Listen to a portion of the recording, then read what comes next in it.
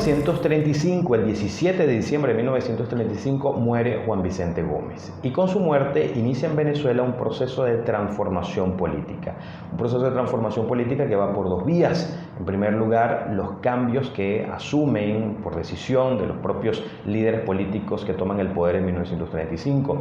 Y por otra vía, los propios ciudadanos. Los ciudadanos exigen sus derechos, incluso se lanzan a las calles a protestar, situación que por supuesto no tenía tantos antecedentes en el pasado, sobre todo por la fuerza tan hermética que aplicaba el sistema dictatorial de Juan Vicente Gómez.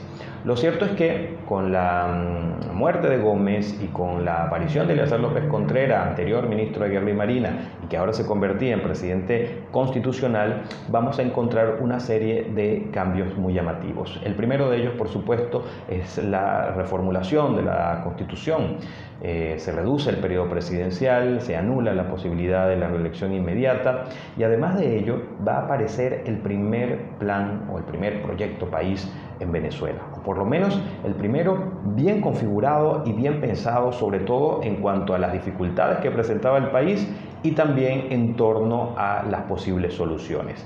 Esta decisión de anunciar este programa, que es el programa de febrero, no ocurre solo por la decisión de quien gobierna, sino por las pulsaciones y las presiones de la sociedad civil venezolana, que el 14 de febrero se habían lanzado a las calles en protesta contra la anulación de las garantías constitucionales.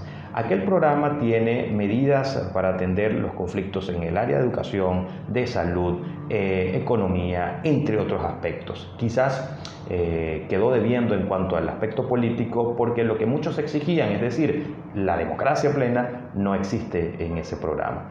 Probablemente, y esto quizás lo pensaron sus líderes y quienes lo configuraron, era muy pronto quizás para establecer cosas como la democracia plena en Venezuela. Pero sin duda alguna, a partir de 1935, lo que sí es cierto es que inicia un proceso de transición política en Venezuela que nos aleja de aquellos años oscuros de dictadura.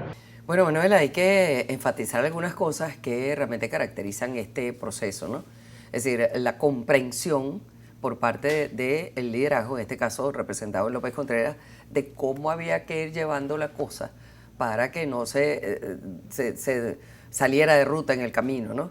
Y cómo fueron actuando unos grupos y otros, algunos radicales, otros conservadores, que echaron broma, como decimos aquí, a lo largo del proceso, pero sin embargo se fueron entendiendo que había que engranarse para realmente abrirle una puerta a la libertad. Sin duda, ¿no? Ahí tiene mucho que ver también el comportamiento, ¿no?, de una dirigencia política muy joven que venía de enfrentar a Gómez, que era víctima durante esos años de una gran limitación y grandes represiones, porque no olvidemos que por razones necesarias de gobernabilidad, López Contreras se valió mucho del famoso inciso sexto, sí, que era una herencia de la Constitución gomecista de 1928 y 1929, que establecía restricciones muy graves.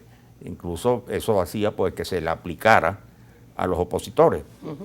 Y esos opositores, en su mayoría jóvenes, entendieron que debían de alguna manera afrontar esas dificultades. Fueron deportados durante un año. Muchos que habían ganado posiciones legislativas le fueron derogadas con aplicación de ese artículo, el famoso inciso sexto. Pero en definitiva eso creó la necesidad del voto y la necesidad de participar, de la participación. Sí, eso que en la frase famosa Betancourt definió como ir con el pañuelo en la nariz, pero era la necesidad de abrir el camino a la democracia. Y ese camino turbulento, difícil, que mucha gente no se lo explicaría, bueno, fue la resultante de que ese proceso tan complejo de 5 años culminara después, en 1941, con la entrega del poder a Isaías Medina Angarita, sí, lo cual puede considerarse como el momento más importante en el camino hacia la democracia venezolana, mucho más allá de lo que pudo ocurrir años después. De todas maneras, yo creo que siempre hay que recordar lo que significó este importante mandato de Eleazar López Contreras. Y esa es la clave. Esa es la clave.